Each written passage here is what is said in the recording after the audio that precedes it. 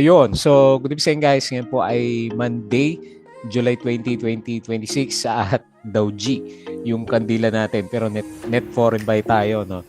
So, medyo mahina pa nga rin yung pag-akyat ng market natin. So, nonetheless, ang malakas for today's trading natin is yung mga mining stocks. Gawa ni Atlas Mining yata to eh. Kasi maganda pala yung kanyang earnings. So, 80% yata yung first o second quarter yung sinasabi na mataas siya kaya medyo nag-spike yung price action natin sa kanya. Tapos mainit kanina, parang mainit na pancake si Lopez LPZ kasi parang may gustong bumili sa kanya. Ayan, sino kaya ang bibili kay LPZ natin? So parang kay ABS-CBN din, di ba? So ganun din yung mga usapan sa kanila. Okay? Pero overall, yung blue chips natin, hindi naman ganun kalakas yung galawan. Si ICT, yon. So siya yung humihila ng market natin. So nag-close tayo, Dow G, ingat na lang tayo ulit, 6,415.72 and then nag-up tayo ng 0.18%. 600 million, 640 million net foreign buy pero tingin ko is galing lahat yan majority kay ICT ulit natin. Okay? So sa global market, okay naman yung galawan sa global. Medyo nakakabawi na ngayon yung futures ng US market pero nung Friday, malakas yung laglagan sa mga tech stocks natin, di ba? So sa Europe, medyo bumawi na. Pero sa Asia markets, hindi pa rin nakakabawi yung majority ng mga stocks natin or indices sa Asian markets. Tapos sa cryptocurrency, mapula yung nakita natin pero nasa 64K pa rin naman si Bitcoin, yung galawan po niya. Okay, so yun po yung mga pag-usapan natin. So balik tayo dito sa Philippine market. So nanguna nga po si LPC dahil sa speculation na may gustong bumili sa kanya. So nag-up siya ng 18.76%. So malakas yung sipa. Tapos dati basag-basag yung chart niya pero ngayon nagkaroon ng volume. So negative 2.64 million net foreign sell. Tapos si Atlas Mining, so sila nga, mga mining nga po yung kumita. 17.49%, meron siyang 42 million net foreign buy. Tapos si Felix Mining, nag-up ng, ilan ba to? 6.6%, meron siyang 1.47 million net foreign buy. Tapos si ABS-CBN, ayan, tinutuloy niya, 5.98%. Si DHI, puro mining. So nag-up siya ng 4.4% and then 592K net foreign buy and then si Shell PH, di ba mahal gasolina, magmamahal. So 3.32% and meron siya 1.94 million net foreign buy. Okay? So disclaimer ulit sa mga bago sa channel natin, as usual, yung review natin is for education purposes lang po yan. So wag mong gagamitin to as a reason para mag-buy, sell, or hold ng stocks. May risk po na involved sa market. So due diligence lang po ako ng stocks yung gusto yung bilhin. And then follow mo lang po ako dito sa ating Palabi Trader na YouTube channel para updated ka sa reviews. Kung gusto mo, join ka din dito sa trading group po natin. Okay? So yung mga nakasubscribe, as usual, maraming salamat sa mga viewers na market natin, pababa pa rin yung view count natin. Company reviews, check mo na lang. Mga sample trades sa markets, basic indicators, technical analysis, fundamentals yung mga risk management, and basic learnings po dito sa PSC market naman natin. Okay? Sa crypto, follow mo lang po ako dito sa ating Palabi Trader Crypto ko to para sa mga crypto related vlogs. And then, social media, Facebook account na Palabi Trader, check mo na lang. Or dito sa Facebook page, follow mo na lang para updated ka sa post or dito sa Bodega Picks. Tapos sa summary, meron na tayo dito. Medyo maaga naglabas yan eh. Philippine Stock Exchange. Pero last week wala siyang nilabas na info. Okay, so makita mo dito, sumipa talaga yung mining. Ayan. So nag-bounce siya ng 3.86%. Followed ng services, gawa ulit ng ICT, 2.23%. Tapos yung umakyat na property last week, bumagsak gawa yata to ni si SMPH naman, yung naglaglag ng market natin. So net foreign buy, very good para kay ICT. kasi siya yung pinuputakte ng mga foreign investors natin. Okay? So ito yung summary ng mga blue chips, foreign funds bought, BDO, BPI, East West, Security Bank, hindi pala blue chips, yung mga binili ng foreigners. DHI, ASEN, AP, Meralco, CNPF, CHP, IMI, ABG, AC, Aboites, CPG, Emirates, Tel, Converge, ICT, Bloom Plus, AT at saka si APX. So foreign funds sold, CBC, CREC, FB, Jollibee, Green, JT Cap, GGS, Philreach, Ali, Globe, Bellweb, Cebu, Pure Gold, PXP, APX, Nickel at saka si OGP. Hindi yata binili yung ibang mining stocks natin. Okay? So share buyback, OPM at saka si URC, and then Atlas Mining. So maganda kasi yung earnings niya. So revenues, ano ba to? Ayan o, this growth powered, laki. 807% surge in net income. Ayan. So, ang laki ng kinita nito si Atlas, kaya po binomba. SMPH ayaw yata kasi nag-expand sa China. Okay, so yung mga top gainers kanina, ayan, sina AP, APX, PX, LPC, ayan. Alas 12, ICT naman yung mga nangunguna kanina. ICT, ABS, yan. Okay? So, yung ibang news, hindi pa magaling yung lalamunan ko, pasensya na. Nangangati pa rin. ASEN, insider trades, merong mga officers bumibili. Okay, tapos overbought. Ito, makita mo yung mga overbought tsaka oversold. So, overbought sina LPC, ABG, Costco, di ba ang taas ni Costco, 80, Tugs, yan. Okay, yung mga umakyat. And then, oversold na sina SEC, East West, DMC, di ba? Pero parang may mga balita sa yung sa bidding ulit ni na ng mga coal. Okay, wala pa masyadong malinaw na news eh. PhilWeb, have launch in WR Play. Tapos SEC ito. Department of Energy plans to resume competitive auction. Ayan. Tapos sa global market, US attacks Iran nuclear site. So tapos bawi naman siya. Kuwait desalination plant hit.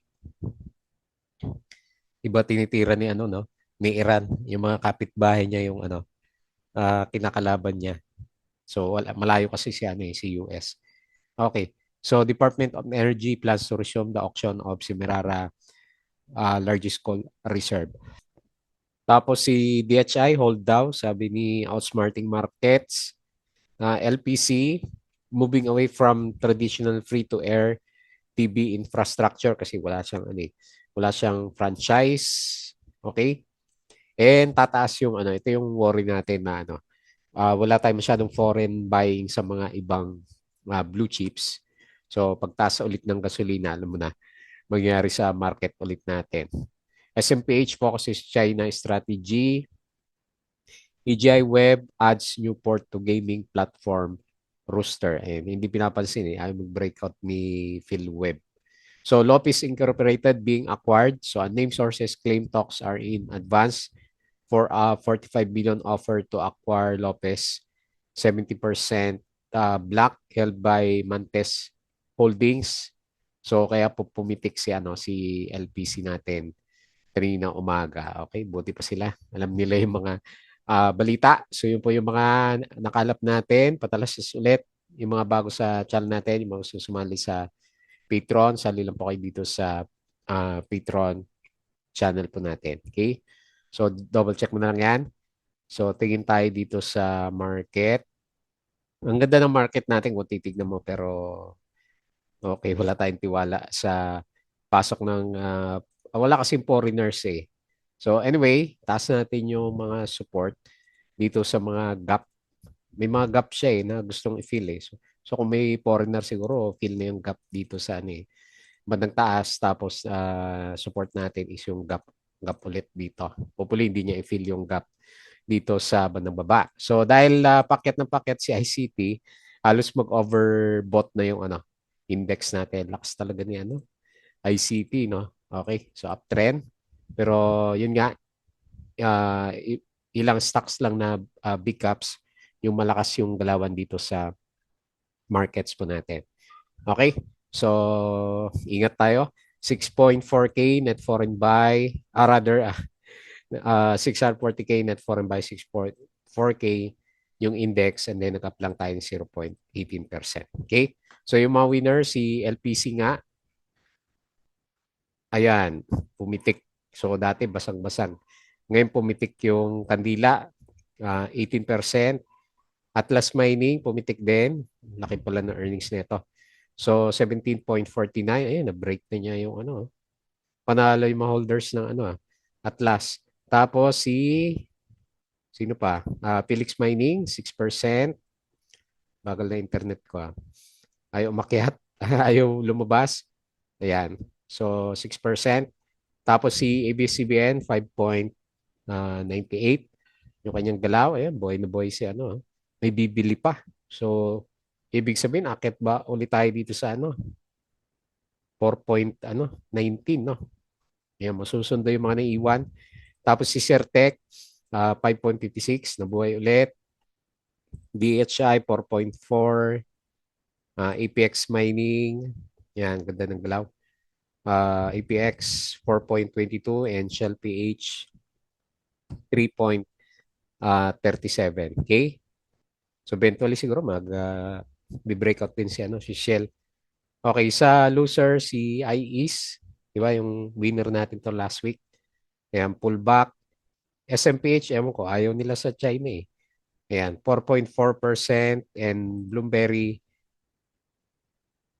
retest sa MA9, hopefully, negative 3.56%. SCP, drop din siya ng 3.13. Napag-iwanan na si SCP natin. Okay, balik tayo dyan. And silip tayo dito sa global markets. So, based dito sa galawan ng global markets, okay. So, S&P futures 0.39, Dow futures 0.27, Nasdaq futures 0.81. Okay? So, babawi mamaya yung US, yung ating European futures, okay na siya. May konting red, pero majority ng Asian markets laglag. Si Korean, drop pa rin siya. Oh. So, 4%, tapos last week, 6%. No? Ang lakas sa mga drop. Tapos sa crypto, mapula, pero nasa 64K si Bitcoin. Mataas pa rin siya. Ethereum 1.8, BNB 567, Sol 76, then si Dodge 0.07. Okay? So yun po yung mga balita globally. Balik tayo dito and quick review sa trending stocks. Okay, so unahin po natin si Lopez. So may chismis. Pero mukhang meron nga, no? So either si ABS-CBN or itong si mother company niya si LPC. Yung gustong bilhin. So, pero may value, 'di ba? May value na sinasabi, so most likely baka meron nga. So, ang tanong na lang magkano yung yung pagbili dito kay LPC natin. So, tignan natin yung mga next na resistance area niya, kung saan pwedeng pumitik. So, ngayon, okay, yan yung current position niya. Nasa yung support level natin. So, andito sa 4.69. Ito yung binasag niya. So, tinataasan ko yung next na ano niya, kasi andito yung pinaka-next na resistance area natin sa 5.92. And then, lalong-lalo na may chismis. So, pwedeng umakyat pa si LPC. Hopefully, umabot dyan sa 6 pesos. So, yun nga lang, timingan nyo na lang kasi nakadepende tayo sa price kung magkano o kung matutuloy man yun, di ba? So, nag-close siya ng 5 peso, up siya ng 18.76% and then 2.64 million net foreign sale. Okay? So, congrats kung nakasakay ka kanina. Baka meron pa. Next, si 80. So, laki ng earnings, 800%. So, dahil dyan, nag-breakout pa yung body ng candle natin. Meron pa ba tayo dito? O all-time high na yata itong si Atlas Mining natin. So, mukhang yan na yun. Breakout na. So, gamitan na lang natin ng extended Fibonacci, no? Para makita natin yung mga spike levels niya. So, ang pinaka-next na resistance natin is 11.3. Ayan. Based dito sa Fibonacci natin. Ayan. So, overbought na siya. Pero binomba kasi yung volume eh. Baka meron pa din. So, at least, di ba? Lunes, may mga pumitik na stocks. Okay? Hopefully, umabot tayo dyan. So, nag-close siya ng 10.28. Bullish yung RSI level natin. Up siya ng 17.49% and may push pa. 42 million net foreign buy. Okay? Congrats. Next, ibang mining stock, sumabay na rin, Felix Mining. So, nag-reverse na. Confirm yung reversal. Tignan natin kung ma-close niya yung mga gap. So, meron tayong mga gaps dito. Pwedeng dito sa gap or pwedeng dito sa MA 100. So, diyan na lang para medyo mataas na taas yung yung range. Ayan. Yun yung range natin sa kanya. So, pabalik na rin sa bull side kasi RSI 50 and malakas yung sipa. So, nag-close siya ng 8.17, 6% up and 1.47 million net foreign buy. Okay? Buhay na ulit yung mga minero natin. Makit ba si gold? Kaya medyo malakas yung sipa ng iba.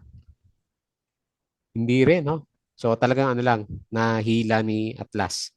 Next, ABS-CBN. So sino mauna? Si Lopez o si ABS-CBN yung bibilin. So may speculation, pwedeng umakyat.